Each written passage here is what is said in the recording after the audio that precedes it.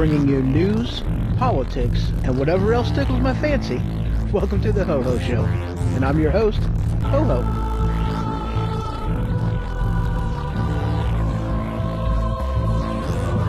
We're broadcasting live from the attic. You can check out my website, thehohoshow.com. You can follow me on Twitter. You can email me, hoho@thehohoshow.com. You can find me on Facebook and check out my YouTube channel. And telephone number, as always, 217-917-4405 if you want to call and be part of the show. A proud member of Weaponized Sloth Productions, so welcome to the Ho Ho Show. And as always, I is your host, Ho Ho. We're doing it live. Oh, yeah. And I am joined in studio today with Ray. How are you doing today, sir? Good. How are you? I'm amazing today. I know it's cold outside, but I did not go outside at all. I stayed inside. I didn't get dressed. Wait, okay, I got clothes on, but I just didn't get like street clothes on. I got like Right. sweatpants, fat kid sweatpants. Okay. Yes, we wear sweatpants because they're comfortable. Thanks for clarifying that. But yeah, I'm not like wearing no pants and like half naked. This time. Yeah. Those are for just those special shows. Just the special shows. Yeah. We won't talk about those special shows. Wait, no. So, yeah. So in case you guys didn't know, I'm a little on the crazy side. I am. Yeah, just maybe a lot of bit. I had a friend of mine, right? He went fishing. He only had one arm. He went fishing. He's like, man, I caught a fish today. It was this big. He only had... Thank you. Yeah, see, when you got to explain that one. For those of you that are not on watching on Facebook, for my Spreaker people, and welcome Spreaker, welcome. Let me get that screen up. Welcome Twitch, welcome YouTube, Facebooks, Periscope, and Mixer. Welcome all y'alls. Hello. Woohoo! You know what? I did forget to do something. I knew you would. I usually do. Which, at least you're consistent. yeah. I don't believe I have yet to do everything the first try without a hitch. Although, at least I unmuted our mics on Spreaker so our Spreaker people can hear us. That's a good thing. Yeah. I've done that before. 2 different shows, man. I forgot to do that, and dude, it was bad. I mean, one of them, it was like the entire first segment, so like the entire first half hour of the show. Nothing on Spreaker. So if you didn't know how to read lips, you're screwed. Yeah, if you didn't read lips, then you were just... Wait, it was Spreaker. It's audio only. So they just had like dead air. Oh, wow. Yeah. That sucks. Oh, yeah, definitely. You want to talk about doing something stupid. Yeah. I did it. So, in case y'all didn't know, I'm a truck driver. I drive truck. And yesterday, was it yesterday? Sure. The other day ago, I put my truck into a hole. And that didn't sound very good. I put it... Yeah, a tight place. Yeah. Oh, yeah. Yeah, I put it in a very tight place. This is not sounding any better. So I put it into a door that I had to put it into. All right. And I was on a street that just was not meant for trucks. I was in, St. Louis, good time. And after I got it done, which I did, 3 pull-ups to get into the spot, 3 backups to get back out of the spot. But it was funny because I called up my boss. I was like, dude, man, I broke my arm. He's like, are you kidding me? I'm like, no, man, I was patting myself on the back because I'm just that damn good. He's like, oh, shut the fuck up. Oh, it was great. He was, hey, what's up, Michael? How you doing? But yeah, he was like, because I've broke a rib, I cracked my ankle, I broke a finger, messed up my leg pretty good. So, I mean, it's not outside the purview of me hurting myself because I have done that. Right. So. You're like one of my other friends I know that's accident prone. I keep threatening her to, I keep telling her I'm going to buy you bubble wrap. And she's like, shut up. Uh-huh. Yeah. So I don't consider myself accident prone. I mean, I'm sure other people do, but I mean, yeah. Yeah, you're getting bubble wrap for Christmas. I don't know what you're talking about. I don't know what you're talking about at all. So, yeah, it was a good time, though. It was a good time. I really don't recommend doing that at all. Not at all. I just don't recommend that kind of behavior. It was a bad day. Bad deal. I mean, I laughed. I mean, I really did. I thought it was hilarious. Really? Facebook was on there? That's awesome. So did your boss say anything when you got back or anything? No, surprisingly enough, he didn't. He called me an a-hole, though. I mean, it was great. I thought it was hilarious. I mean, I really did. It was a good time. So if you ever have a chance to do that, I'd recommend that one because that was fun. That was funny. I knew I was getting in trouble. And also, the Skype is up and going, so if you guys do want to call and be part of the show, it is up and going, and it actually is working. I know I had a hiccup on it a couple days ago because I was an idiot, and I didn't have something set up the way I was supposed to, and so it didn't work. I got to call in. It was horrible. But, hey, it's up and going, meow. So meow. Yeah, right, meow. we was talking off air. Do you have an update for everybody on your supercomputer / Skynet? Well, guys, Skynet, it's coming. It's coming. So I got basically everything I have for the computer now, with the exception of my SSD drive, my hard drive, and my memory. Everything else I have, monitors, every component for the computer itself. Yeah. I just recently had got the monitors, the monitor stand, the power supply, another thing that I need, the video capture card. I got that, and some other random stuff. So next, coming up in another couple weeks, I'll have everything else for it. And then a short time after that, it'll be getting put together, and it's going to be amazing. And Skynet will be aware. Skynet will be aware. It'll be awesome. I'm excited. I am. Good times. So I guess we can go ahead and dive right into this, which, would really be good, fine, and dandy to do if I had it, up and ready and whatnot. Yeah. And I don't. Here it is. Now, this next article, of course, I am using Flipboard, which is my go-to hub for anything, everything, and all things news. I love this site. It is very cool. It just puts everything together in one spot for you. It's very awesome.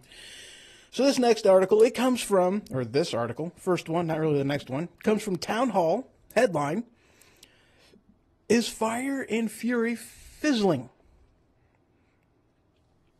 It's a good question. Yeah. Yeah. So for those of you that don't know, and for those of you that live in Iraq and don't pay attention to what's going on in the political spectrum of things, and I hope y'all's are, this guy, we'll call him Sam. He wrote a book entitled Fire and Fury, and what's funny is that Sam was doing an interview, and no, his name's not Sam. What the hell is this guy's name? I don't know what this guy's name is. I don't remember. I knew it one time. I don't know now. But he wrote this book, and he acknowledged whenever he wrote this book that it's just full of all kinds of things that are just untrue, and that are, was not verified and validated to find out if it was true. There's a lot of people that he included in the book and wrote about some of the things that they did that he never did go to them and contact them and actually interview them and find out if any of this stuff was true. Basically, he wrote an entire book based off of hearsay and stories, unverified and unvalidated, and calling it a work of nonfiction. Bannon, I think, is the name. No, not Steve Bannon. Not Steve Bannon? No. Okay. Different guy. Does that look like Steve Bannon? No. Okay. Maybe his father. Actually, you know what? Whenever I first seen the picture of that guy, he looked like the guy that was the brother on 2.5 Men. That's who that kind of looks like. Yeah. I can see. Yeah. And then I got an exploded picture of it, and I'm like, yeah, okay, that's not him. So, but anyway, good times.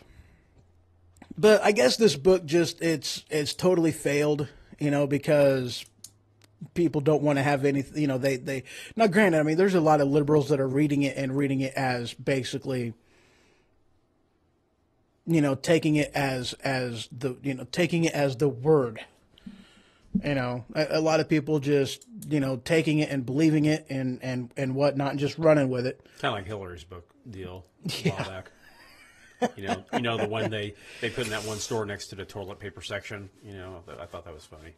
Right? Yeah. I mean, that's the best place for it, is right next to the toilet paper. Right. I mean, they should have put it like right there at the bathroom. It can be like a bathroom reader. You get done looking at the page, not reading it, just looking at it, and then you just rip the page out and use it for what you need to. Good times. That's a great place for a book like that. That's Reader's Digest. It's a good toilet bowl book. Yeah. I actually like that. Like the magazines. My dad used to get them. I'd read them all the time. Yeah, my mom did too. Yeah. I can't really say nothing about Reader's Digest. I like it. So this guy's book just pretty much tanked. Oh, yeah, it very much tanked. And a lot like Hillary Clinton's book. It just kind of tanked. It did not do near of what the guy was wanting it to. I mean, he was wanting this to be like, just the book that destroys the presidency. And right. He just thought it was going to go huge. And, well, it didn't. Yeah. That sucks. For him, yeah. I mean, it's great for us. I'm glad, very much. Have you ever thought about writing a book? It would be a very short book. Like 1 page? Maybe 2. 2? Yeah, because the first page would be a blank page. I can say, this is the people whom I thank, and then just leave it blank, and then write like hi on the second page, and that'd be it. It'd be fun. Oh. Yeah. I mean, it'd be a big book, though. It'd be really, really thick. And that one page that had writing on it, you'd have to find that. It's like a Where's Waldo. I mean, I'd have a like really, really thick book, just one page with one word on it. It'd be awesome. Nice. Epic. Yeah. Wouldn't even be page numbers on it because it wouldn't matter. Would you sign it for me? I would. Okay. With invisible ink. Wow. Dude. Yeah. That's an idea. Write a book in invisible ink. Ooh. Then it would look like a... Yeah. That'd be fun. I wonder if anybody's ever done that. That'd be awesome. All right. Let's move right along. This next story. It's Friday. It is Friday. I love Fridays. Woo. This next article, let me find it. Here we go. Now, this next one, there's a couple things in here that I'm kind of wanting to touch base on and whatnot. Well, should I do this one first or this one first? Yeah, let's do this one. We'll do this one. I'll do this other one after that. So this next story, we'll do this one. This article comes from Undark. Interesting. Headline,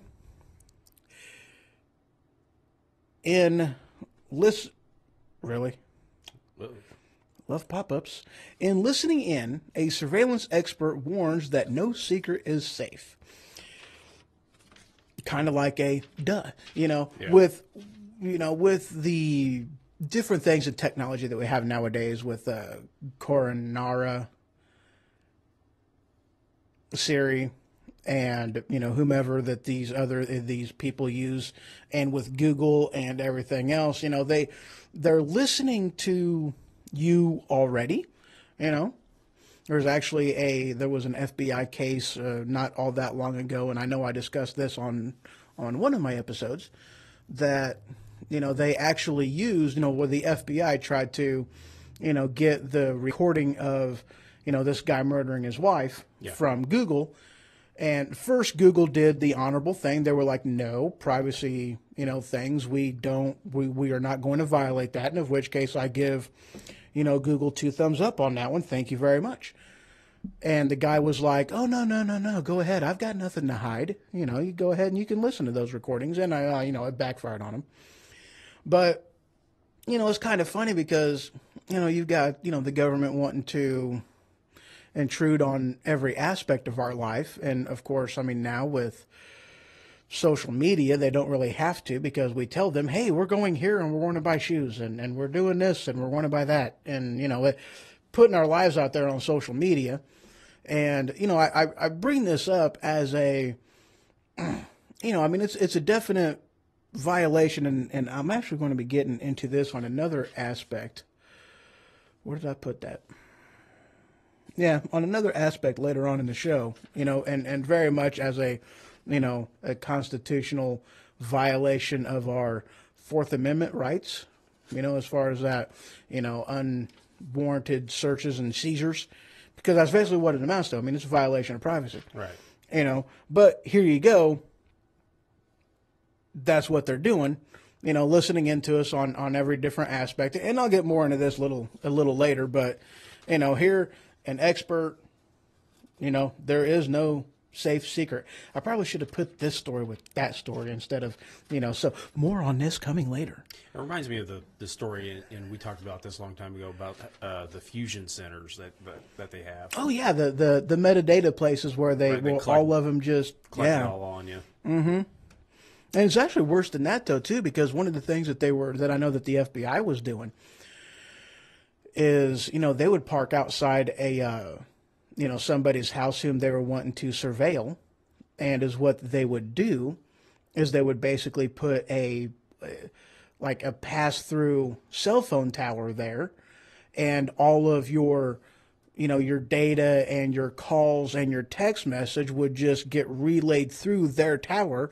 And is what that tower did is it would drop it from from 4G or the up and coming 5G, but it would drop it down to a lower quality, bypassing a lot of the firewalls and the safety features on your phone, the privacy features on your phone, and they just hack right into your signal right there and just listen to everything and read your text messages and see where you're going on the internet and everything else. Right.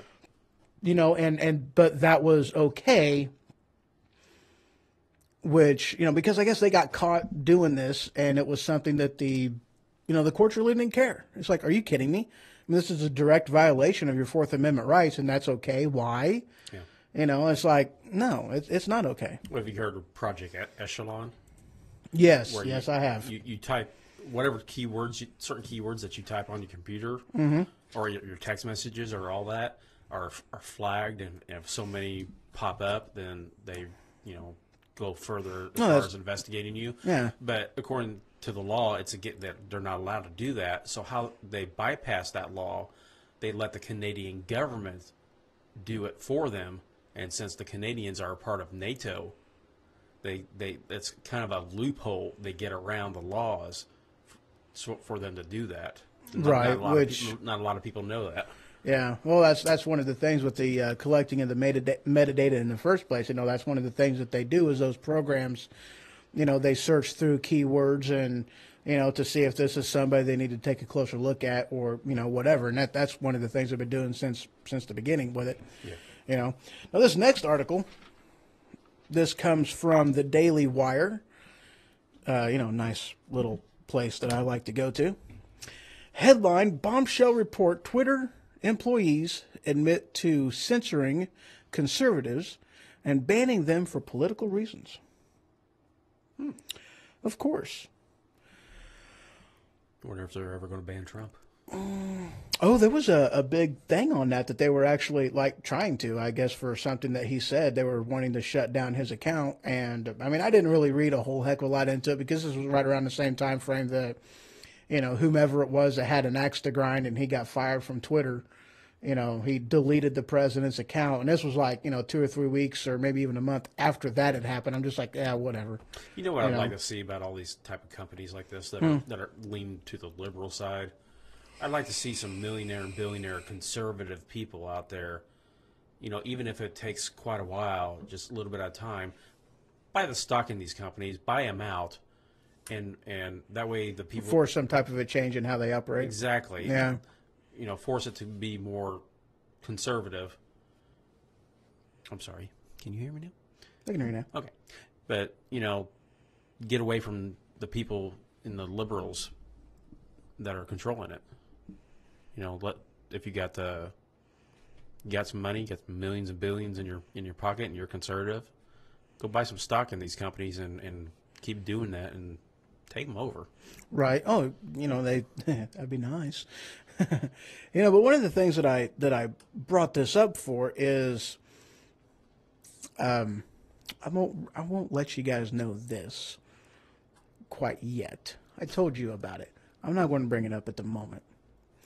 But I was watching something, and a point was brought up, and it was actually a very, very good point, and it's one of them things that's about how we're so polarized, and one of the things that, Google does this, and I mean, every single one, Facebook does it, Twitter does it, they gather what it is they, you are asking about, you do a search on this or something that gets brought to your feed is based off of what you search for and what you're looking at and what is going to, something more prone for you to click on. It's all about the clicks, and one of the things that it's doing is that it's allowing people to, more or less live within their bubble, and you're not going to get outside influences and different things of that nature that contradict what it is that you already believe, right. And it is creating an even more polarized of a society, in which case I very much understand, where they're coming from on that. you know. But one of them aspects of this, and this also, you know, stems off of a conversation I had with somebody not that terribly long ago, and we were talking about opinion stuff, you know. And one of the things that was brought up, and I did not word this as eloquently as I guess I should, but everybody is you know, has the right to their own opinion. Right. What you don't have the right to is your own facts. Exactly. You know, and that's one of them things that a lot of people think is that, you know, they don't distinguish the difference between, you know, your opinion of something and what something is. Right. Or what something truly is, or, you know, whatever. And I understand, you know, like different vantage points and points of view, and, you know, did this cause you to look at that this way? Or, you know, there's all kinds of nuances and subtext in there, and, you know, whatever the case may be. But, you know, bottom line is, an incident is an incident. How you view it may be based off of those nuances and whatnot, but fact is still what the fact is. Right. You know, your opinion may be based off of, well, he did this for this reason, but the fact is he did that. Kind of like a crime, like somebody commits murder. Mm-hmm. You know, your opinion could be, well, he had a bad childhood, or this situation happened to him, or this turned out this way. Well, yeah, but this person still killed somebody. It's still murder. Exactly.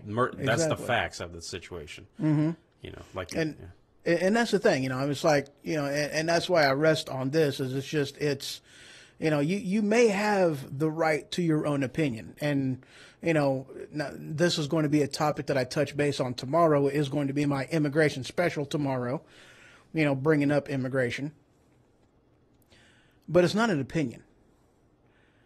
It's something that's based off of fact, historical fact. These are the things that has happened. Doing this leads to that, and there's historic proof to back that up. You may not like these claims. You may not like these facts, but that doesn't change that it is a fact. And my opinion of it may be based, or, you know, it may be slightly biased, but it is still an opinion based off of fact. And again, this is going to be something that I'm really going to be, you know, driving home on tomorrow's show, because immigration is one of them things that pisses me off. It's definitely one of them hot topics with me. You know, it annoys me, because I, like so many Americans out there, have a history of my ancestors came from other countries. Right. And we immigrated legally. Legally. Yeah, so that's what I'm going to be hitting on tomorrow. So on that note, I'm going to go ahead and take a quick break, and when I return, I'm just going to do a quick setup on my thing right here, and get over there. There you go. What am I going to play? Let's play, no, not that one. Let's play that one. All right. All right, guys. Quick break. Be back in just a few minutes. I'll be back. I'll be back. I'll be back. I'll be back. I'll be back. I'll be back. I'm back.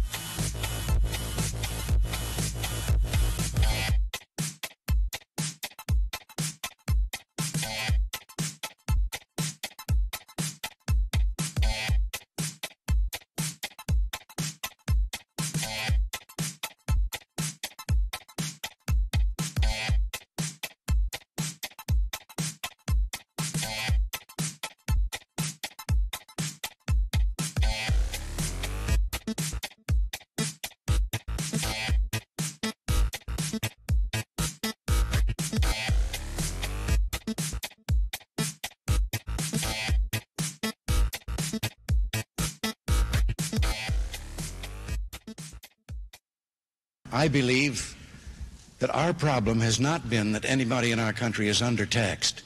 It's that government is overfed. All right, guys, welcome back. And, yeah, of course, I was talking before, which is why it took me just a couple seconds longer to do that. And let's see here. The next story I'm wanting to dive right into. Let's see here. As soon as I pull it up, you know, if I was a smart man, I'd have pulled it up already. Shut up, Brandon. All right, let's see here. This next article comes from, I don't even know because I haven't pulled it up yet. There it is. Oh, yeah, Biden. Yeah, good. I like Biden. Not really. What Uncle Joe do now? Well, this article comes from CNN Politics. Headline, Biden on Trump's remarks. It's not what a president should believe. You know, one of them things that he's been getting a lot of slack for, of course, is because he's too unpresidential. He doesn't do what presidents should do. He doesn't speak how presidents should be speaking, And at this particular point in time, I'm not going to talk about what it was that he said. Some more of that will actually be coming up, actually. I think. No, I put that aside for tomorrow's show because this is what I'm going to be talking about. More on my immigration stuff, talking about what he called these other countries shitholes, and so I'm not going to discuss that really at this time. But of course, one of the things that he's always getting flack for, yeah. Words that I don't remember at the moment. One of them things he gets criticism for. Yeah, we'll throw that one in there. I can remember that word. Is for being unpresidential. Throw them little quotation marks up there. Good times. PC. Uh-huh.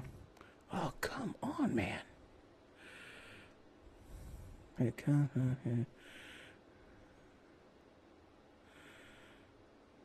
Oh, well, yeah, all right. So I'm getting some messages here from Brandon, the host of the Machine Radio Show.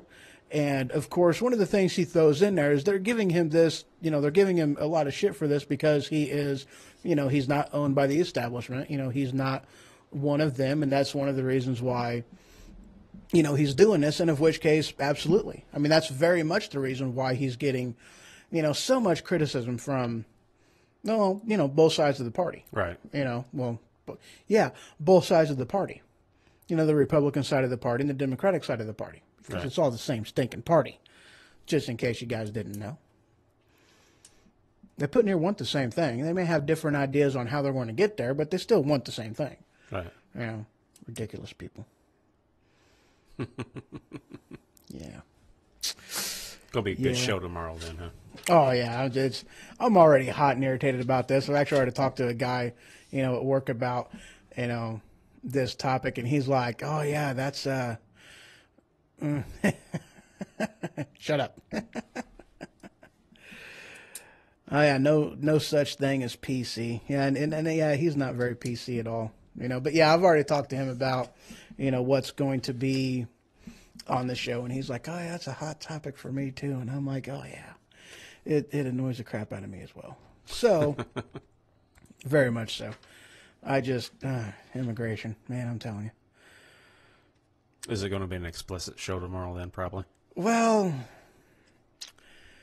I keep them all marked as explicit because, sometimes you just never know when that little expletive is going to, that little sneaky basher is going to sneak right on in there. You just never know when he's going to pop up. So, right. I pretty well try to keep them all marked as that. So, this next article, let me see here. This comes from the New York Times. Headline, House extends surveillance law, rejecting new privacy safeguards. So, again, that, they're listening. Oh, you're going to pop up and you're going to start playing something, aren't you? Oh, you suck. I paused it. I seen the little hourglass thing going. I'm like, oh, it's buffering. It's going to turn on. But, all right, so one of the things, just in case you guys wasn't aware, I guess they had to do some type of modification, or not modification. It was like coming up for review or something with the surveillance, NSA surveillance stuff. And, Trump didn't shut it down. And in fact, there's some things that he actually expanded on, further,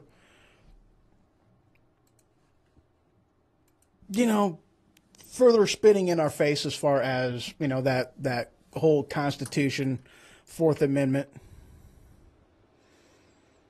Oh, shut up. Yeah. And so, but yeah, they expanded on it, extended it out. They're even going further into it, as a further mockery of the Constitution, further throwing it away. And that's just one of them things that, it ticks me off. There's so many, it's irritating, I mean, they take, okay, here's one of the things that irritates me about this. All right. This is, okay. You've got like these judges and whatnot, and they'll back it up and they'll support it and they'll be like, oh, well, we're going to interpret the Constitution to say this, which makes that okay. No, person, shut up. No, because a judge does not have the authority to interpret the Constitution. The Constitution is a very small document. It does not require interpretation. And if you have any argument as far as to what the thing says, then you read the Federalist Papers, because there's your explanation. So you've got the Constitution. It's a very small document. It's not like the Obamacare that was freaking huge and it required, 20 different people with 5 doctors in order to understand this stinking thing. No, it's a small document. It's easy to read. They wrote it in plain English so stupid people can understand it. Just being honest. Right. That's what it amounts to. And you cannot interpret the very document that gives you power and say that you have the power to do this. What I see is what you talked about earlier between facts and opinion. Mm-hmm. These judges, you get different judges all the time, some liberal, some conservative, some halfway in between, whatever they are. They kind of rotate in and out, and they give their opinion on what the Constitution says rather than what the facts say. Yeah, precisely.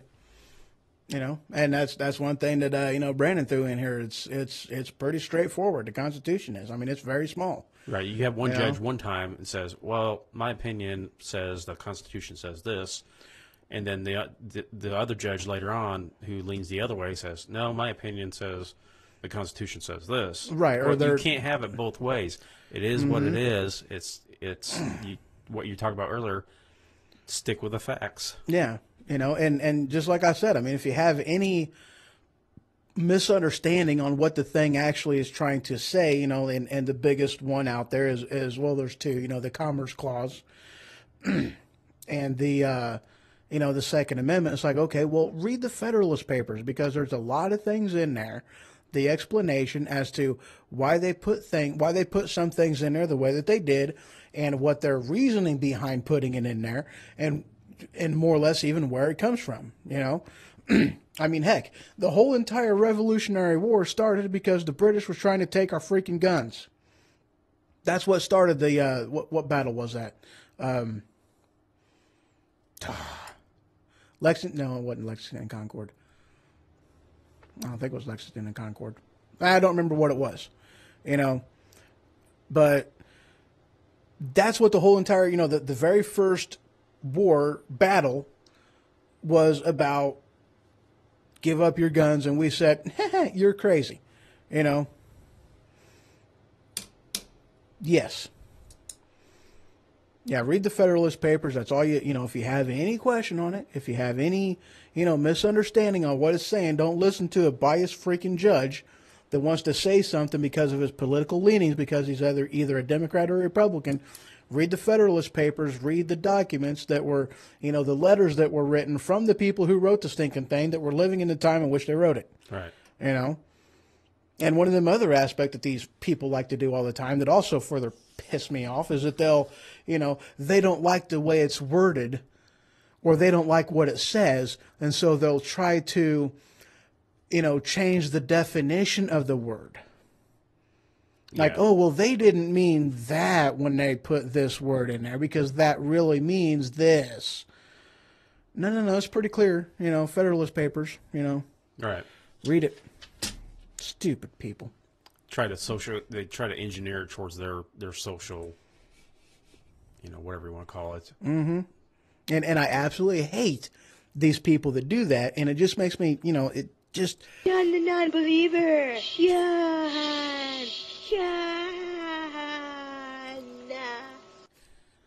Gotta love Charlie. But, I mean, it just, yeah.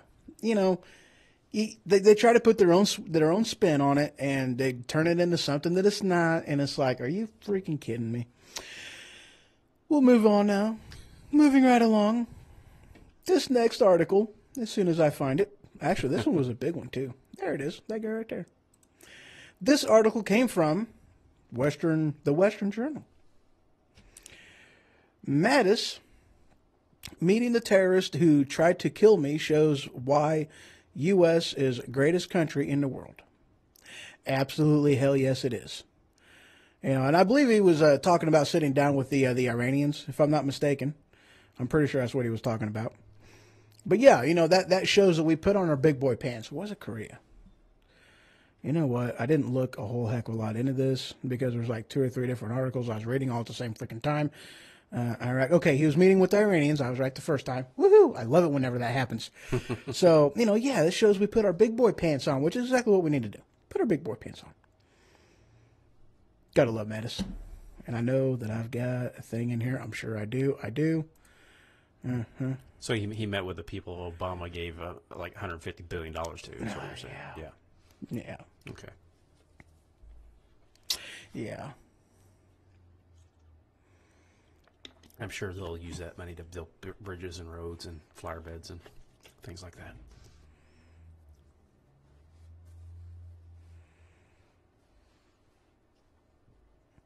Well, you put a lot in there, didn't you? All right, so Mr. Gatton, he writes in the chat room, the accumulation of all powers, legislative, executive, and judicial, in the same hands, whether of one, a few, or many, and whether hereditary, self-appointed, or elected, may justly be pronounced the very definition of tyranny. James Madison, The Federalist Papers. Mm-hmm.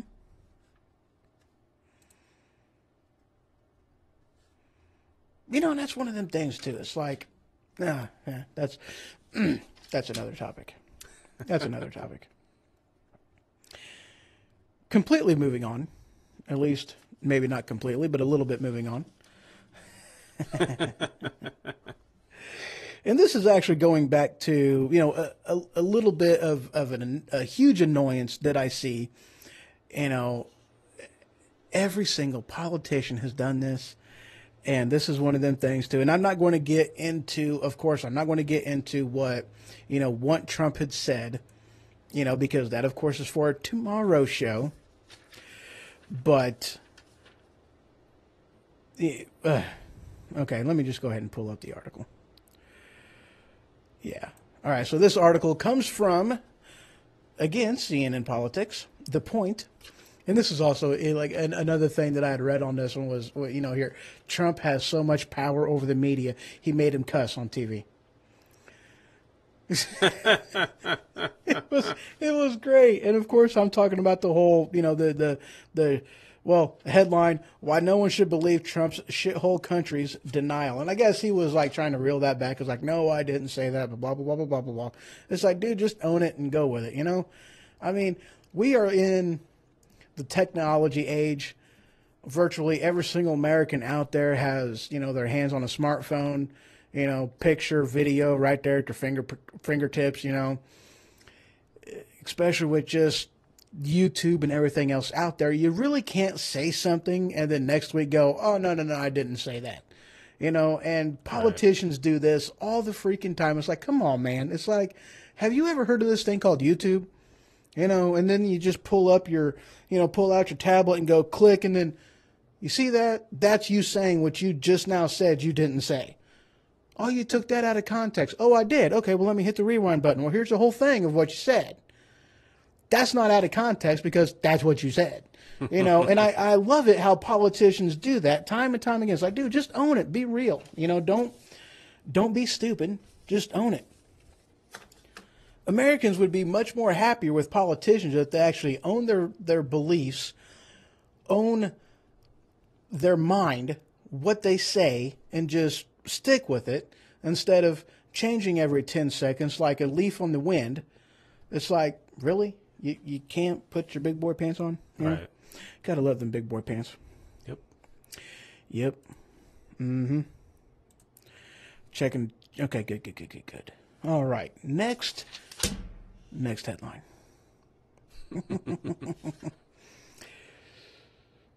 Oh yeah, no, this one's actually pretty cool. All right, this one touches base on English as a first language really sucks. Right. It really does. Yep. So this next article comes from the New York Times again. Headline: Trump administration wants more control over U.S. lands for border wall. Absolutely. Yes, he does. Amazing. Now, here's one of the things, okay? Some people may want to have their, panties in a bunch again on this one. But it's like the government already owns, as part of the just what it means to have borders, they own a certain amount of land around, lakes. They own, the Army Corps of Engineers, they own, certain lands around, especially, our nation's border. So they have full control over that land for whatever they need, and they already have this. So basically, from what it looks like, Trump is wanting to have, more land around the border in order to, for proper border security and putting the wall and surveillance, aspects of that as well. And of which case, I'm all for it. And there's also, one of them, their amendments in the Constitution that says that, they have all rights to do that, and it's habeas corpus. Is that what it is? Not sure, but it sounds good. Sounds good. But you brought up I know it's not Corpus Christi. But the whole deal with the not the BLM, Bureau of Land Management, and the whole ordeal out west. The standoff they had out there with Clive and Bundy under the Obama administration. How come that's all fine and dandy, but then if Trump wants to do, what you're saying, now the Democrats are going to be like, oh, you can't do that. Oh, well, now here's the thing. Now, you see, they wanted that land out there around Clive and Bundy. They wanted to put that out there for solar panels and things like that. Right. And that was going to hinder the, the African swamp monkey from, being able to reproduce because they live in the poo that the cows create. And taking the cows out was going to hinder their life expectancy and make them an endangered species. And they had to put the solar panels up there, and they had to do that, for advancement of, the liberal cause. But this land is going to be going towards a border wall for national security, and of which case that doesn't fit what they want to do, and so that's bad. Right, because they won't get their extra voters. Exactly, and that's exactly why they're freaking doing this. Right. Got to have them voters. Stop, rewind, play. They got to have them voters, and I don't remember what that, I'm not even going to look for it. It doesn't matter. Now, you know what I'm saying. Now, the story was, Area 51 extends their borders out in Nevada quite a bit too, and they had a court case about they wanted to take some farmers. Oh, you mean Agenda 51? Area 51. Oh, the thingy where the UFOs are, Oh yeah. And where the aliens are, and right. where what's that guy's name? Where Data is in the underground. Yeah, thing that place. Yeah, that guy. They had a court battle, and this thing is still going. They want to extend their borders around a certain part of it, but they're going to take some farmers' land, and they got a big court case over that. But they do that kind of stuff all the time there too, and it just it just shows. It's okay in one instance, but it's not okay in another, depending upon who's in office, what party's in office, and their agenda. Yeah. It's why aren't you working? Can you hear me now? Can you hear me now? I You're can on hear the you air, now. caller. Well, he's not quite on the air. Now you're unmuted. We have calling us Mr. Brandon Gatton, host of the Machine Radio Show. How you doing, sir? Oh, just friggin' fantastic. Freaking fantastic. Amazing. What can I do for you today? Well, I just, you're talking about the border wall and about the land around it and everything, and I propose this one idea. Oh, yeah? What's that idea you propose? I want them to paint this thing in the brightest colors possible so we can see that bitch from space. Right? Yes. You know what? I completely and wholeheartedly agree with you. They need to make that thing along the same mass as, the China wall. Great Wall of China, that thing. And I think to further hinder them to get in there, I think if they do manage to get over the wall somehow, which is probably going to be impossible, I think we should have a moat about 75 feet wide and just have all the all the runoff from California run through it. Nobody wants to swim in that. Looks like I got another caller calling in, but just uno momento, por favor, and we'll be getting to you here in a minute. If I wonder if I can put them on hold. I don't know if I can or not. But yeah, you know what? I agree with you. They should paint that sucker just all kinds of nice little neon pastel colors and Put alligators in it. yeah, put alligators in it. Yeah, why not? And make that sucker as bright and vibrant as possible. I agree with you on that. What's that? On the other side of the moat, if they do somehow manage to get past the moat, you have little platforms. So they step on the platform, you launch them with a catapult. Then they'd be Mexican jumping beans. Wow. Yes. Oh yeah. Good times. Not even right. Do the same thing to the Canadian border.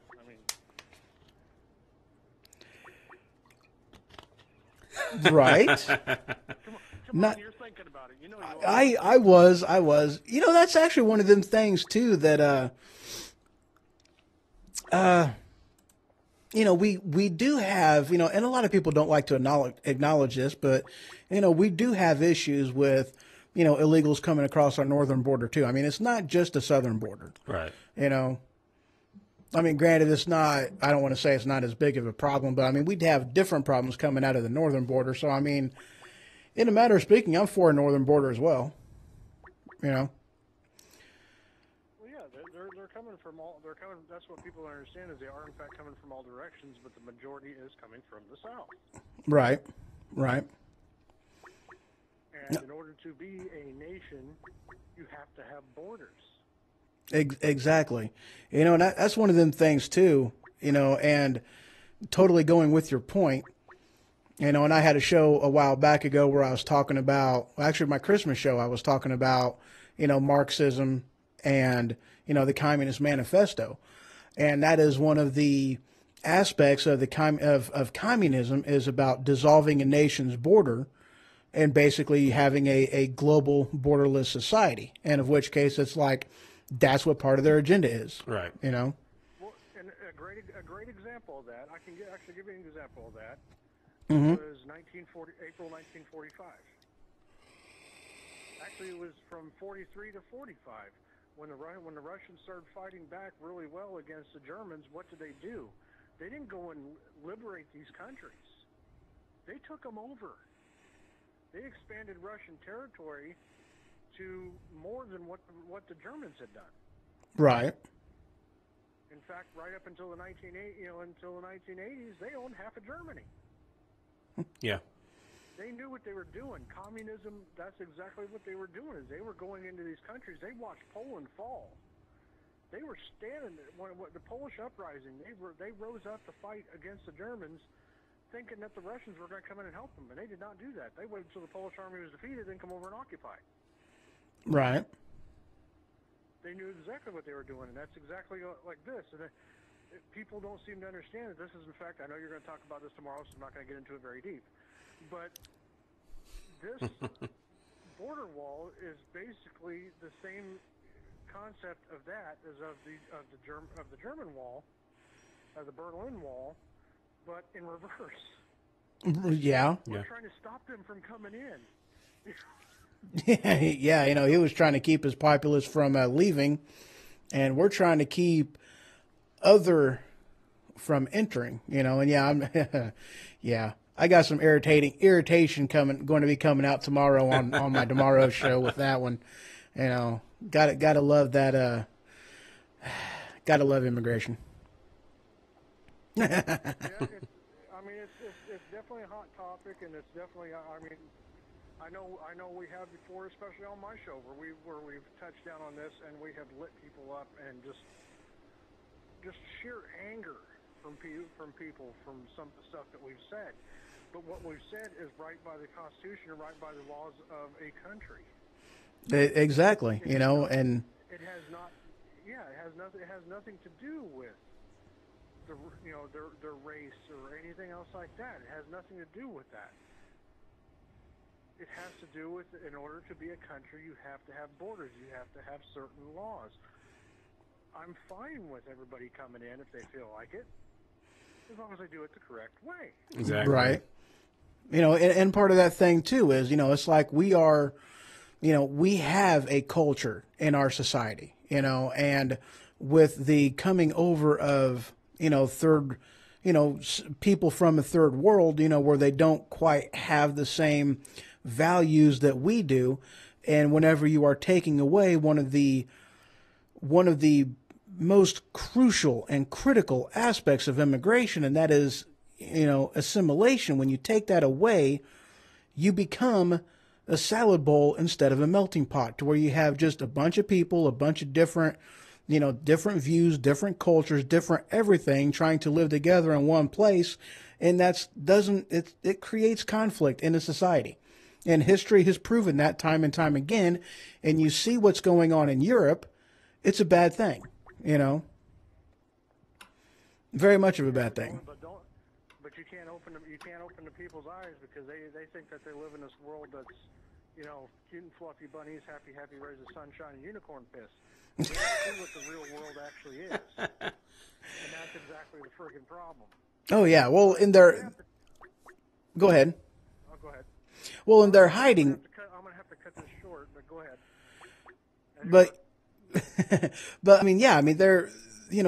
They're purposefully, because they are trying to give the narrative, they're hiding and concealing the truth in order to push a narrative. And that's one of the things about it that's so irritating. So yeah. Well, sir, I thank you very much for calling in, and you have yourself a wonderful day. I'm out of here. All right. All right. Thank you. Bye.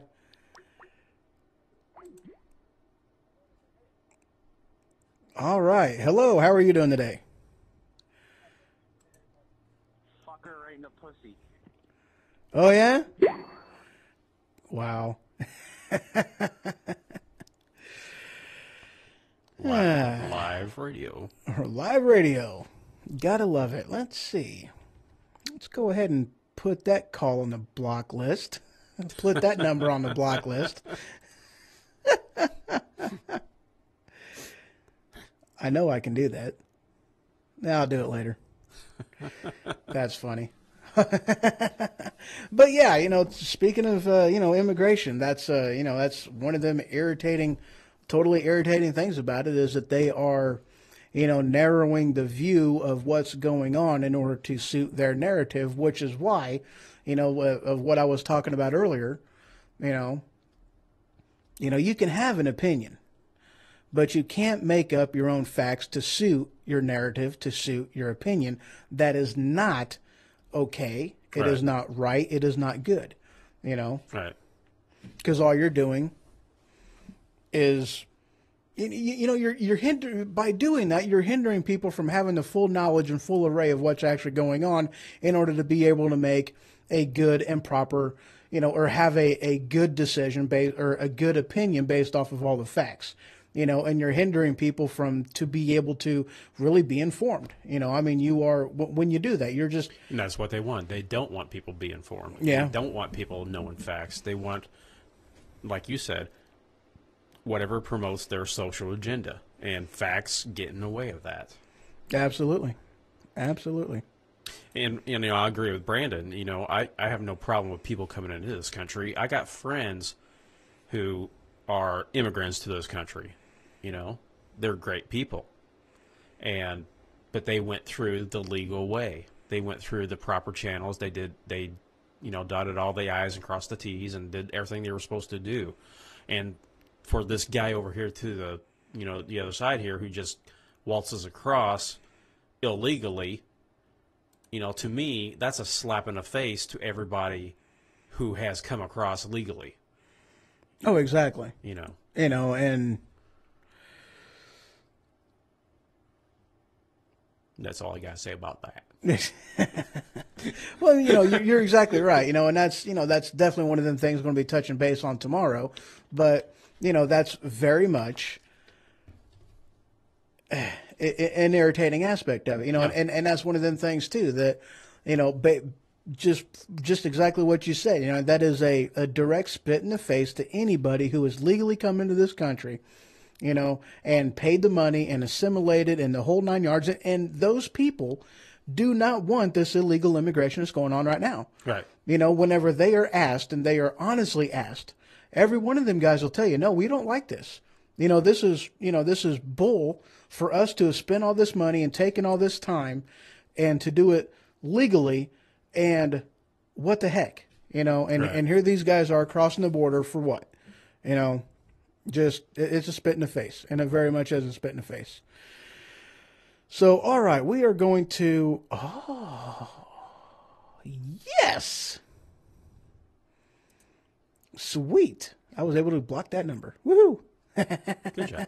Thank you. That was very nice. All right, guys, we are going to go ahead and take a quick break. And when I return, I've got some just handful of, miscellaneous news that I'm going to throw in here. Some, movie stuff, TV, video, TV stuff. And then one of them things that came out of ABC earlier this week. We are going to discuss that as soon as we return. I'll be back. I'll be back. I'll be back. I'll be back. I'll be back. I'll be back. I'm back.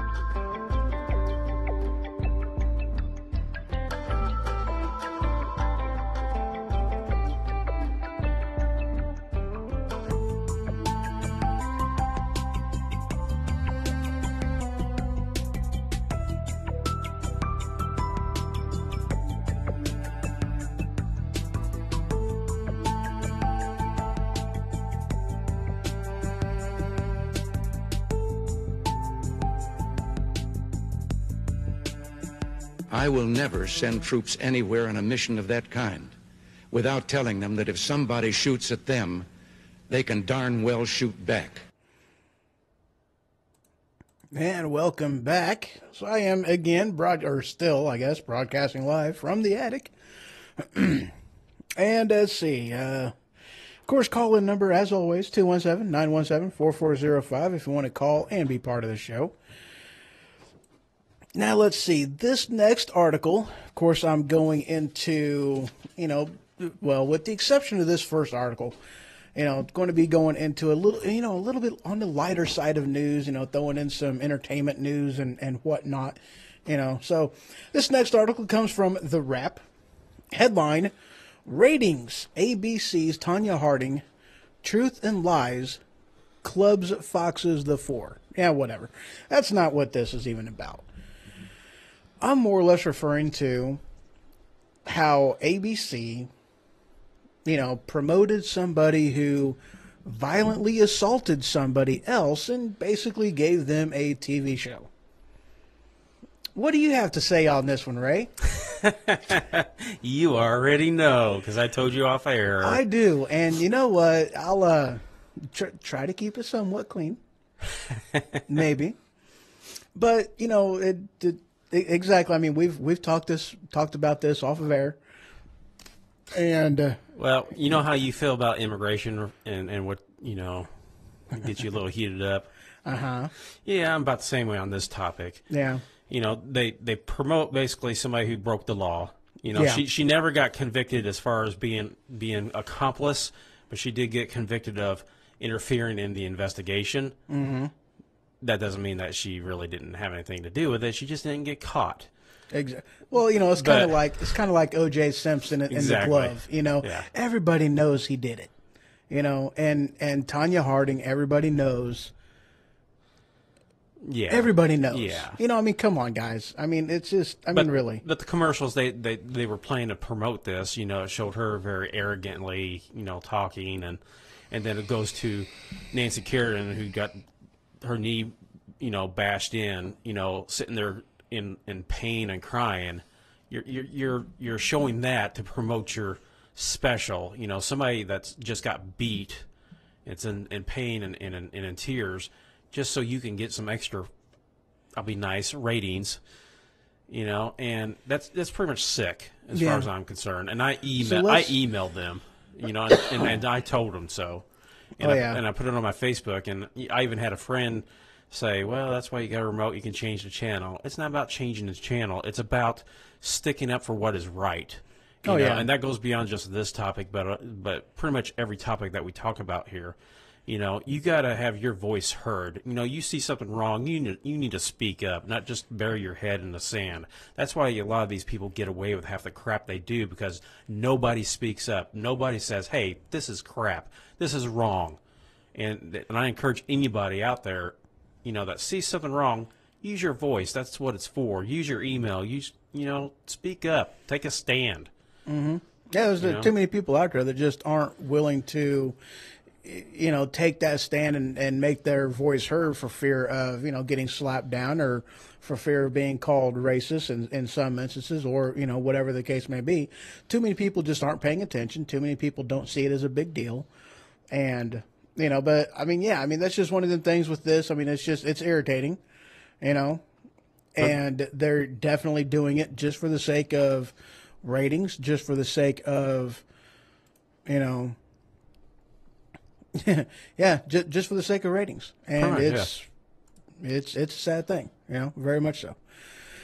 So moving on, now this next one, and now we're going into the more lighter aspect of the show, going into some, some entertainment news.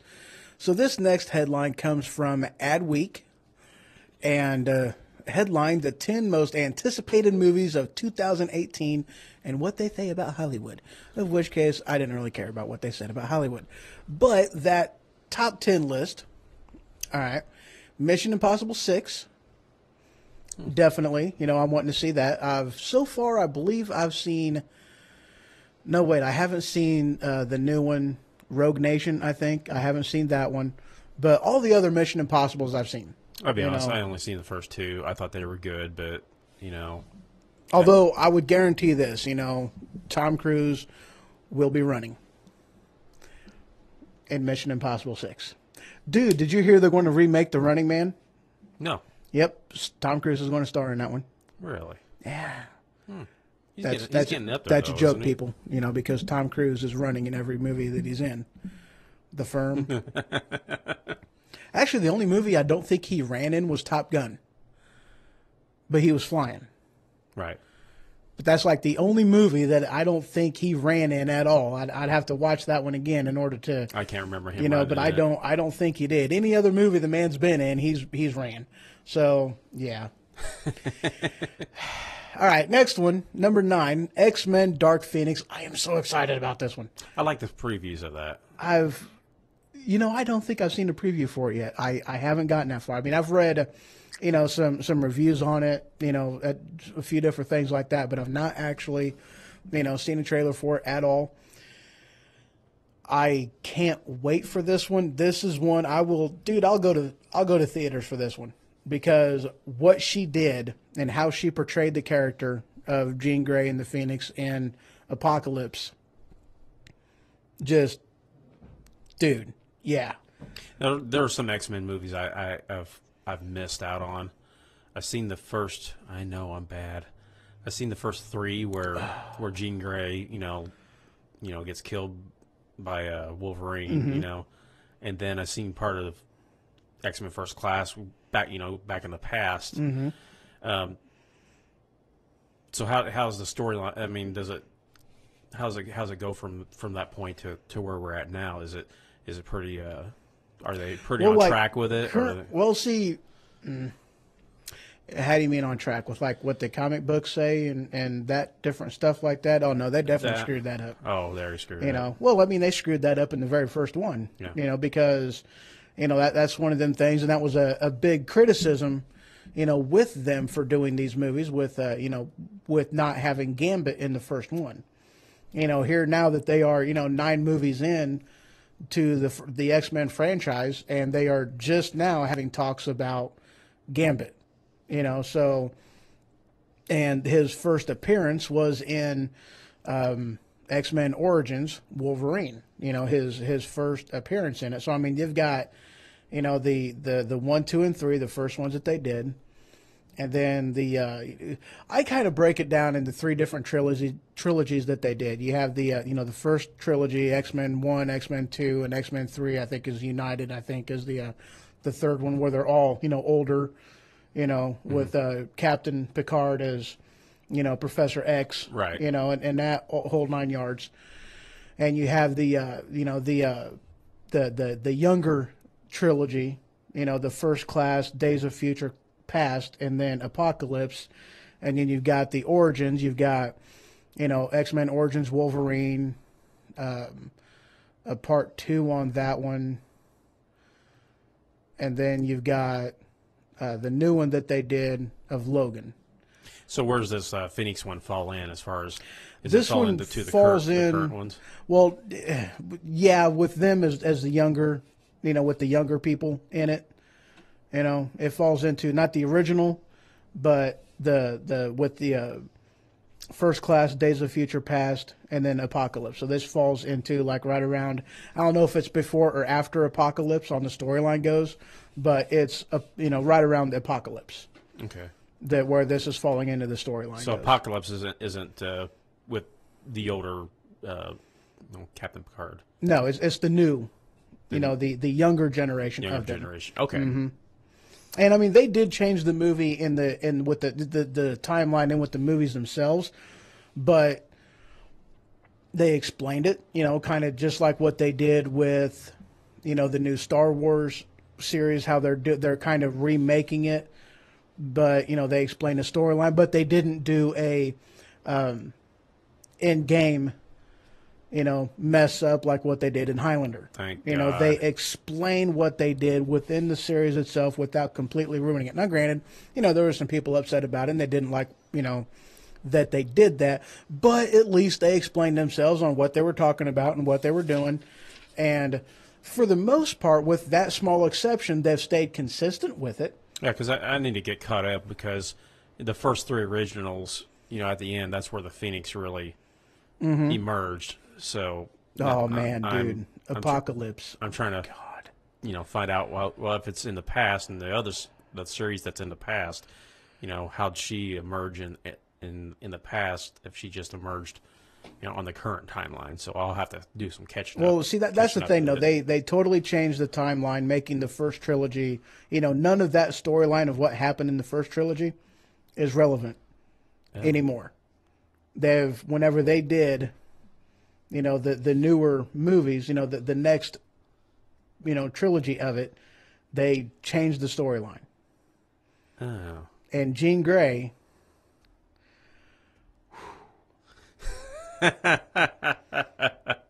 Oh yeah. No spoilers, but just know you've got to watch. I mean, granted. So they basically they wadded up the first 3 movies and threw it out the window, is what you're saying? Yeah, pretty much. Oh, They changed the timeline, but they did it consistently. It's not like they just, it's not like what they've done with Batman all these different times where they just wadded up the entire thing, threw it away, recasted, redid the whole 9 yards. No, they kept it consistent, but they changed the storyline. They even kept the same actors and doing that, because you have old Magneto and young Magneto. You've got old Picard and young Professor X. You've got even Wolverine is in him. Is in Apocalypse. So I mean, they keep it consistent, but they did change the storyline, but they explained what they were doing.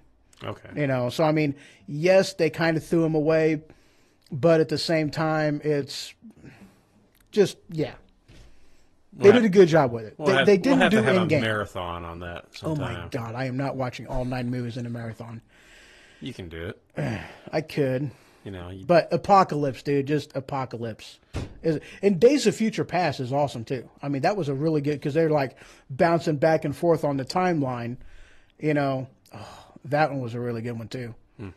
I mean, they bounced back and forth on the timeline with the whole entire thing. Just, yeah. I'll have to get caught up. Dude, yeah. What's next on your list? Next is number 8, Jurassic World Fallen Kingdom.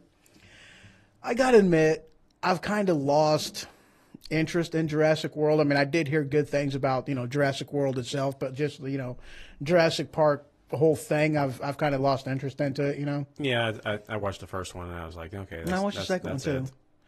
Yeah, I think I've watched 3 of them. I think there's like 5 now. You can only see so many dinosaurs eat people, and then it's right. It's kind of like Tremors. It's like I seen the first one. Yeah. I seen the second one, and now there's like 6 or 7 of them. It's like, are you kidding me? It's kind of like Friday the 13th. Jason goes to space. Jason goes here. Jason goes there. Jason goes. Jason X was pretty freaking cool. It was ridiculous. Yes, it was in space, but it was still funny. I liked it. Neat movie trivia on this one. The stunt man that played Jason Voorhees in Jason X, he had played him in Jason 8, Jason 9, and then Jason X, and then he was the same guy that did it in Jason versus Freddy. So the same guy's been doing it for quite a while now. And it was actually funny because there was a couple of the scenes where Jason killed somebody. The guy who played Jason actually rewrote the death scenes. It was like, oh, no. Jason wouldn't kill him like that. He'd kill him like this and then demonstrate on the guys. And like, that's a good way to kill him, So, like, and specifically, in the, when they're in the cargo hold and Jason kills a few of the security guys, that was him that rewrote those scenes, those scenes. It was the stunt guy. It wasn't the writers that did that. I thought that was interesting movie trivia for you. Yeah, I got the number 4, and then I was done. Yeah. Did you know that the first one is based off of a true story? Really? Actually happened. Mm-hmm. Right here in Illinois. Crystal Lake. Yep, Camp Crystal Lake. Oh, we gotta go camping sometime. I'll go camping. That'd be all right. Crystal Lake? Well, heck yeah, I'd go camping at Crystal Lake. Dude, I'm crazy. Oh, yeah, that's true. I mean, come on. Of course I'd do something stupid. What's the next one like on that. there, sir? Next one, number 7, is Ant-Man and the Wasp. Ant-Man and the Wasp. Part 2 of the Ant-Man. I actually have not seen the first Ant-Man. I do want to see it. I haven't yet. I haven't rented it. I haven't seen it on Netflix or anything. So I haven't. He's an actual character in the comic books. Oh yeah, he is a genre or whatever. Yeah. You call it. Yeah, he is in there. It's just I haven't seen that particular one yet. I've never heard of Ant-Man. I wasn't, no. So I wasn't interested enough to go to theaters, and I'm not interested enough to buy it. I got a question for you on that. As far as the comics and the storylines of all those characters, what movie would you like to see come out based on a character that hasn't been out yet? As far as the comics, do you have any particular in mind that they haven't done yet? Really, no. You know, I mean, there are certain characters I'd like to see being, you know, utilized more, you know, and of which case with, you know, they're doing, you know, Gambit, you know, Nightcrawler, you know, he made, you know, quite a bit of an appearance in, you know, the part 2, I think. And he's even, you know, he was in First Class. And so, I mean, you know, there's a lot of them that they have done. And, you know, I mean, really my biggest burn as far as with comic book based superheroes is Batman. You know, and that's one of them things that they keep, you know, redoing it. You know, they keep, you know, not even so much as the recasting. I mean, granted, they've had some fails. You know, George Clooney. Why in the world are you going to put nipples on a freaking Batman costume? I mean, what in the world were they thinking?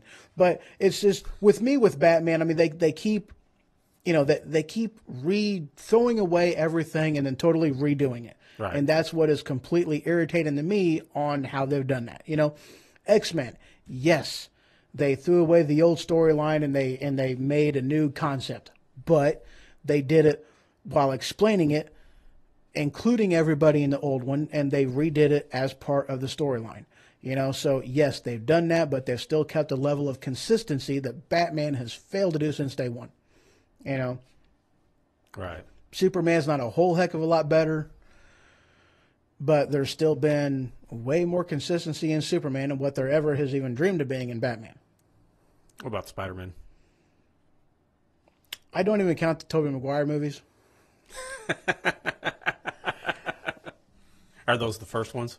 Yes. Okay. Part 3 was absolutely ridiculous. I mean, him just... I don't think I've seen the third one. Oh, that's the one with Venom in it. You know? Oh, yeah. And they are actually going to be making another Spider-Man movie where it's going to be Venom as the main guy, and you're actually going to see more of Venom. Not just, you know, the Black Spider-Man, but more of Venom. They're doing that one. Is that on this list? Yes, it is. Oh, wow. So we'll go ahead and move on to this next one. You'll like this one. Number 6, Solo, a Star Wars story. Yes. I know you're wanting this one. Yes. Yes. I would much rather them scrap this one and do Vader, but, you know, hey, that's just me. Number 5 is Venom. You know, I was just talking, they are going to be doing that one. I do want to see that one. Number 4, Deadpool 2. And I'm actually going to be... I think they pushed back the release date on that one, I guess. You know, there's been different release of things, and I guess they've had different writer-director issues, and they may have actually pushed that one back again. I haven't seen any of that. Is Deadpool in the Batman series? No, he's with X-Men. He's with the X-Men. Yeah. Okay. In fact, some of the X-Men make an appearance in the first Deadpool. Nice. Oh, yeah. Okay. Good movies. Cool. They did a really good... The first rated R comic book movie. Wow. Yeah. And that's one thing that was also pretty cool, too, is whenever Disney got the franchise, they were like, yes, we're going to keep Deadpool as a rated R movie.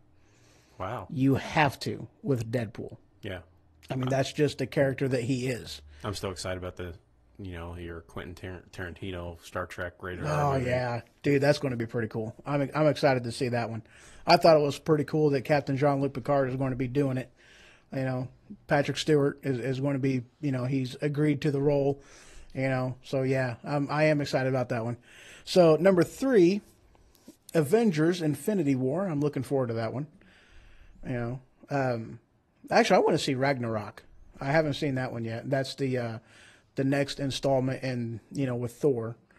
Incredible Hulk is in that one, and it's just, it looks pretty cool. I want to see that one. I got to get caught up on a lot of these series. I see the first ones and the second ones, but life gets in the way, and you don't have time to continue to see them. Right. So I got a lot of movie watching to do sometime. Right. Yeah. Number 2, Aquaman. I do want to see that one. I haven't seen any previews for it yet, but that is on the 2 watch list. And then Black Panther, which I've heard a lot of good things about Black Panther. I've seen a couple trailers for it, and in which case Black Panther's number 1 on the list. But I do want to see that one. I haven't seen a lot of, I haven't seen trailers on it, but it is on the, the 2 watch list. So good things. This next one I want to talk about. This headline. I guess I can say that.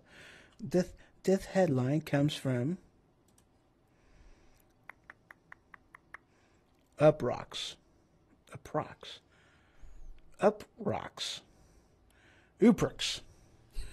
Euproxia. Headline, John Wick is back as a television show on Starz. What's cool about this one, yes, John Wick is coming, after Chapter 2. I think I don't know if they was going to do a John Wick Chapter 3, but they did John Wick Chapter 2. Keanu Reeves, very amazing movie. Just so you know, he can actually shoot like that, too. Really? The man knows how to handle a gun. It's very impressive. I've seen, some videos of him in the gun range, and the boy can shoot. He's a very impressive actor. I mean, he sets himself apart from a lot of the mainstream, other actors, I guess you'd say. He definitely sets himself apart. He's one of them guys that, as an actor, I have a lot of respect for him. Right. For what he's, the challenges that he's had, being able to, just excel in, his chosen trade. I got a lot of respect for that. And living humbly and just, And knowing his past, especially with him doing the character of John Wick, that had to have been a hard character for him to do, just because of, what, the storyline of John Wick's past, and with, how that, I don't want to say mirrored, but there was some similarities, and with Keanu Reeves' life that had to have been a hard character for him to play. He didn't have to dig very hard, very deep in order to find the emotional, place of where he had to go in order to portray that role. So that had to have been a hard, too close to home type of a thing. But an interesting aspect about this movie is that it is going to be actually produced, I believe, by Keanu Reeves. Yeah, he is the producer of the show. And, of course, he's expected to be doing some cameos in the movie, obviously. But it is more or less going to be revolved around the hotel, the Continental, that they used in the movies. So that's more or less what the TV series is going to be revolving around. So, yeah, if they do it right, this could be pretty good. I mean, it really could be. Unfortunately, I do not have Starz at all. HBO, yes. I do not have Starz. So it might be time for Starz. I'm thinking it might be. Let's see here. Yeah, here we go. This next one from Euproxia, another article from these guys. This headline, HBO's boss gives an update on the Game of Thrones prequels. I am a Game of Thrones fan. I've watched all 7 seasons that is currently released right now. Very good shows, by the way. I'm a fan. I like them. We know why you watch them. Hey. She's hot. Can you blame me? Yeah. Okay.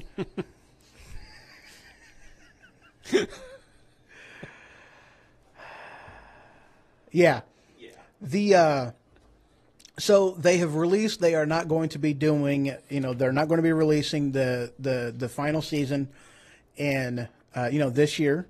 They are going to be waiting until next year to do that. And I guess one of the reasons that the guy was talking is, I don't know if this was writer related or actor related, but it was basically allowing these guys to kind of, get away from the character, and just kind of center themselves, whatever, and kind of get reacquainted with his mojo in order to really be able to put everything into it and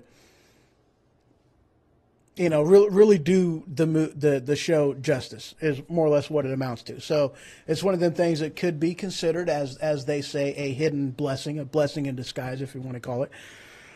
So, but I am very, very much wanting this stinking thing to come out. And then the prequel that is going to be getting released, one of the things that they were talking about is that they do not want to, more or less, the season finale to be piggybacked with the prequels, like right off of that.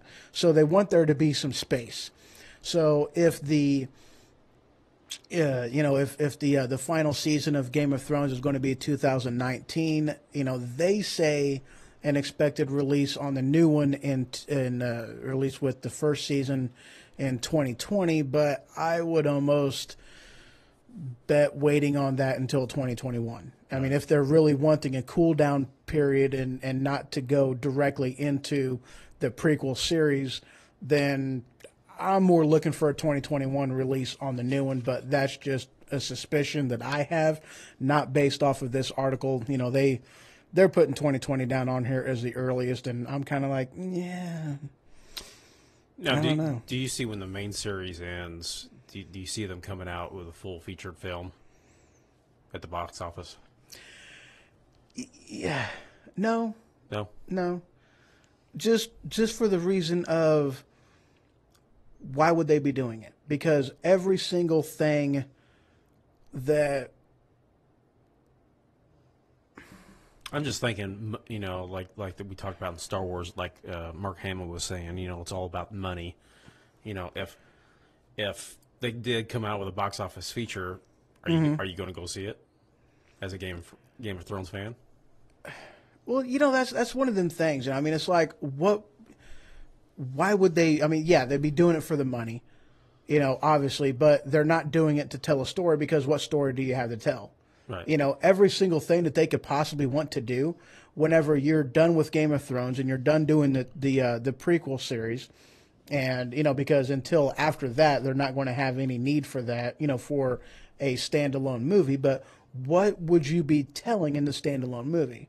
What's going to be your storyline? That's a good question. And I mean, they have, after the series itself, they've got nowhere to go. And if they do, especially considering this is backed by HBO, they're just going to continue on the series, Right. So, I mean, like, I really don't see a standalone movie getting done. I mean, unlike, Well, like Star Trek, you got the TV, either old or next generation. You have the TV shows, and then after the TV shows were canceled, they went right into featured films. Right. But, I mean, it would depend on what, where they went with it. It depends on how they end up finishing, Game of Thrones. Right. Which brings me to my next article. So, the Game of Thrones, the guy who played Hodor, which was very cool. Oh, man, if you have guys, watch season 7, because the name Hodor, it's wow. That's what I want to name my kid. That sounds like a good Hodor. name. Oh, if you actually knew where the name came from, you'd be like, wow. I mean, dude, it is.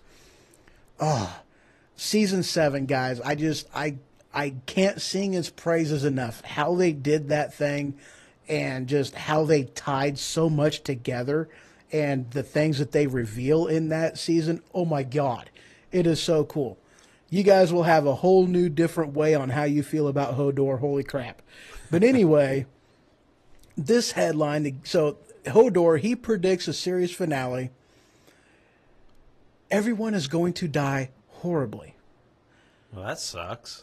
And that's just his prediction. No, this isn't any type of a a spoiler as far as what's coming. This is just kind of, his theory on it. I mean, like, and really, I mean, come on. Why would they not do that? That's one of them things that they say about Game of Thrones, which is basically the same thing that they say about The Walking Dead. Don't get too attached to a single character, because the moment you do, they're going to kill them. And that's what they've done with Game of Thrones. And so, I mean, like with his prediction, everyone's going to die horribly. It just kind of coincides with what they've done in the series already.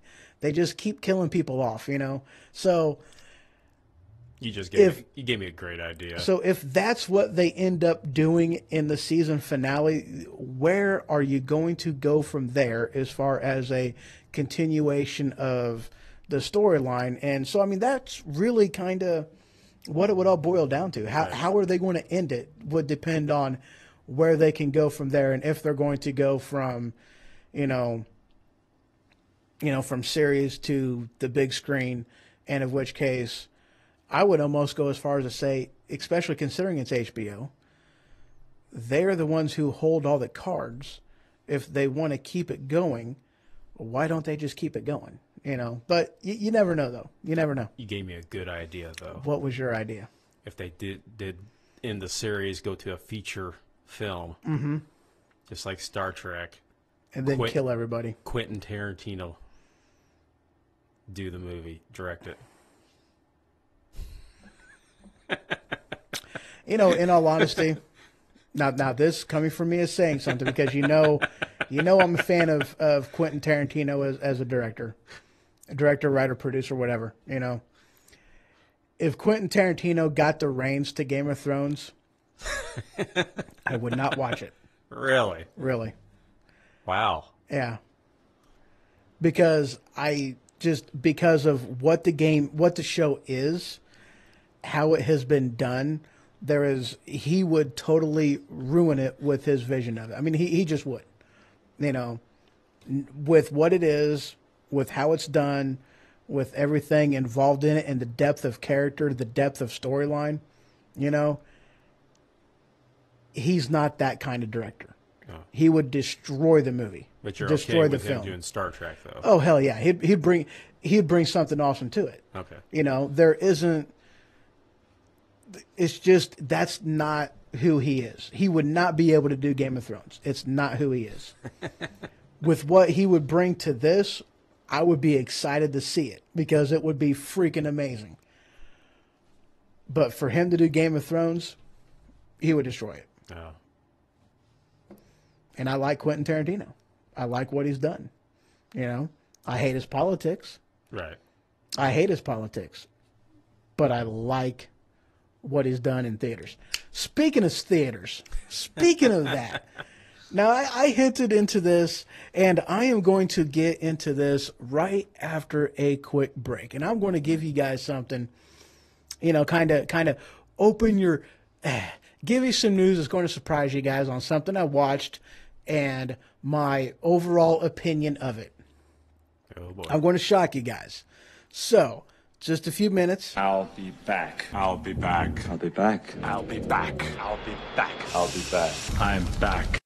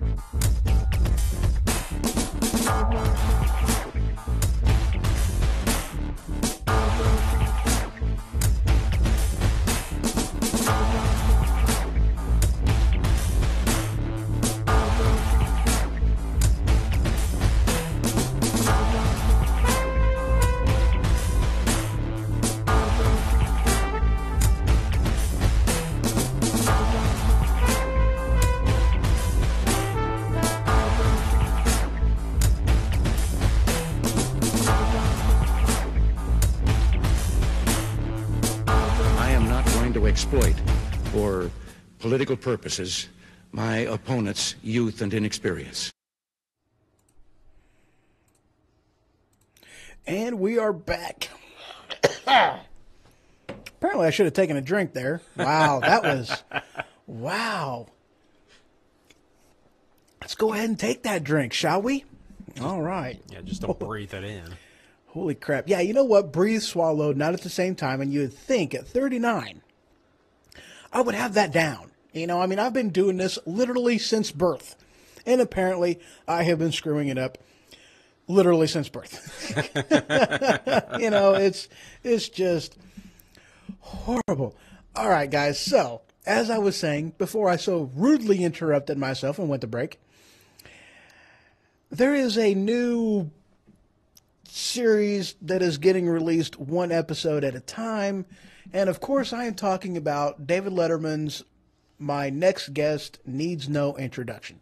Now, y'all know my political views. I am a constitutional conservative. I am a individual patriot that is undeniable, and I just don't argue on that. I'll slap you down. However, one of the things that, and he actually corrected me on, the most recent, David Letterman shows, but I like, one of the things that I respected about David Letterman, and evidently this is something that he changed in his later days, but I was unfamiliar with this. He didn't bring politics into it.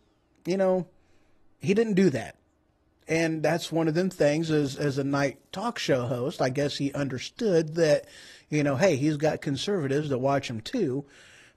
And he knew, without having Jimmy Kimmel explain it to him and how he's been doing with his show, when you alienate half your audience, your numbers are going to go down based off of how many people you piss off. Right.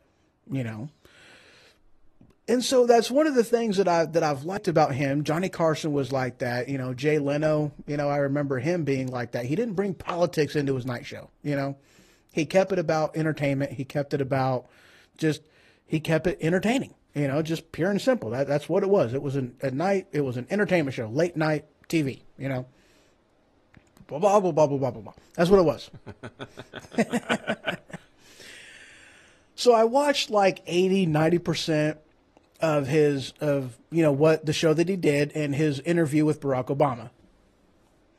And I'm going to be honest. Actually, I take that back. I did watch the entire show. I watched the entire interview. So I watched the entire interview and I liked it. I mean, I really did. It was, because Barack, his politics, I am totally against, his politics. I hate him, but as an individual, he brought, with the interview and how they did the whole thing. I mean, it really brought the individualness, him as a person. And it was like, as a person, yeah, okay, fine. As Ray had said, he's somebody I'd have a beer with. And I'm like, yeah, I'd have a beer with him, Well, no, I wouldn't have a beer with him because I don't drink beer. But I would have a Mountain Dew with him. I would socialize with the man in a non-political setting. I would definitely do that because he seems like an interesting guy. I hate his politics. I hate his social justice warrior BS. No, I do not agree with him. But I mean, overall, and I got to be honest about it. The interview was good. I mean, it was a good show. I liked it, and I'm actually. I am anxiously awaiting some of the other interviews that he does, because there was a lot of comedy brought into it. It was actually funny because it was, I had to laugh, because Barack was asking, Letterman things and interviewing him and asking him questions. And then, wait a second, this is not how this works. You shut up. I ask the questions and you answer them. That's how this works. And he's like, oh, okay. So, I mean, there was some, a good, it's a back and forth, quid pro quo going on, and it was neat to see, it was really neat to see. So I'm actually anxious to see what he does with, some of the other people that he's going to be interviewing. I know that there was, who's his face in there? Who's his face? Yeah. And, Tony Stark. No, not Tony Stark. I'm totally kidding on that one. What's the guy's name? Howard Stern. Howard Stern was one of them. And there was several other people on there of who's going to be in this, series that they're doing. And I have no idea how far they plan on taking it, but, I'm anxious to see it. I'm anxious to see what they do with it. It was good. The first one, it was good. Yeah. I used to watch him all the time as a kid, late night, especially when he was on NBC right after Johnny Carson. And I think when he was on NBC was his best, he was at the pinnacle of his career right then. See, I'm too young, like, not granted, like I've seen some, Johnny Carson, I've seen some of his shows, and he is the epitome of, late night. He really is. And I watched Jay Leno, and his show was more towards, a David Letterman type of a show. I mean, you'd actually kind of think that, well, it's kind of one of them things that I, looking back, I respected about Jay Leno.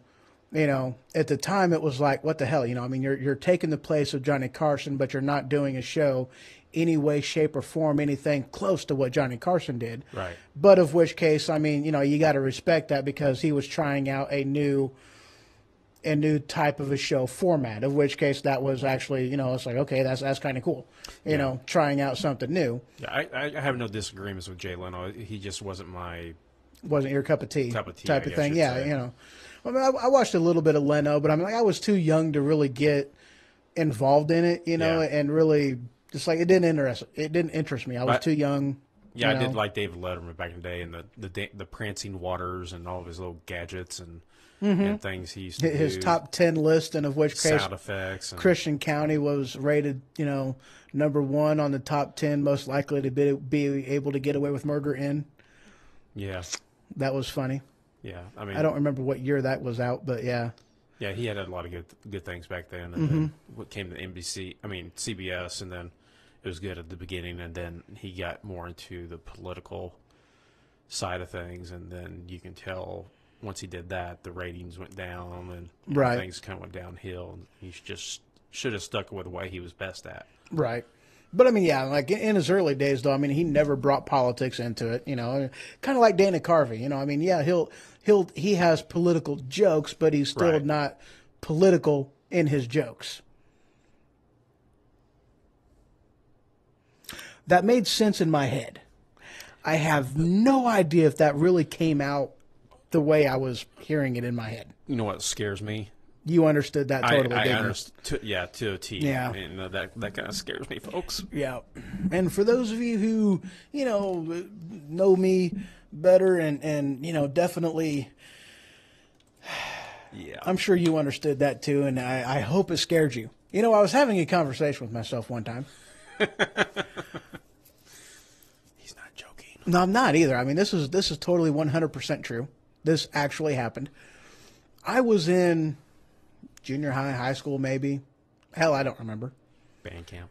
No, it wasn't band camp because Dad wasn't in band camp, and I wasn't at home in band camp. So I'm sitting down on the couch watching TV, and my dad's in the room with me. He's watching TV too, and I'm just like, yeah, like, if I scare myself as bad as I do, I would hate to know what I do to other people. And Dad just eavesdropping totally on my conversation. Just there was no privacy whatsoever. And he totally eavesdropped on me. And he was listening to what I said, and he was like, "You have no idea."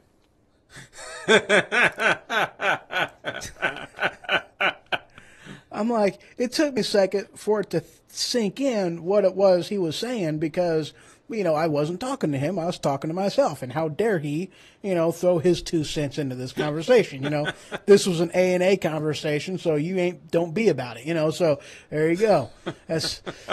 You can use that, guys. Feel free. You can use that, So I'm just like, hey, I resemble this horse crap, What the hell, Dad? It was great. Good times.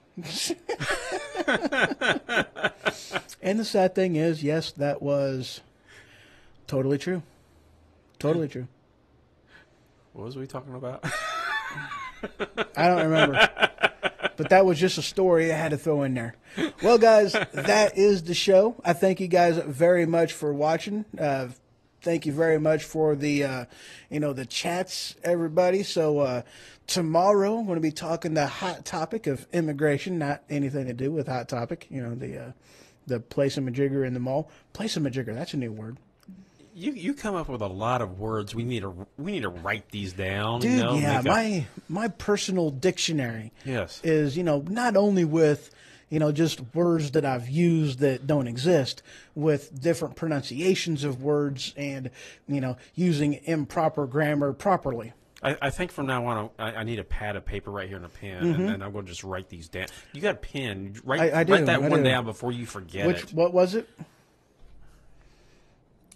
Was it Watchman? Not Watchman.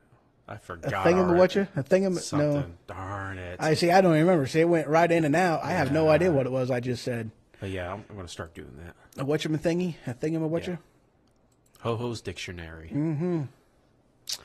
It'll be Available on Amazon. Right. Soon. Audio version only. No, I would not do that to myself or you guys. I would not do that to y'all either. That'd be yeah. All right, guys. Well, I thank you very much for tuning in tomorrow. Hot topic of immigration. That's where the bunny trail was.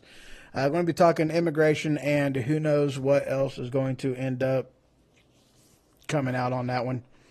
So, yeah. Extra explicit tomorrow, probably. I'm really going to try to,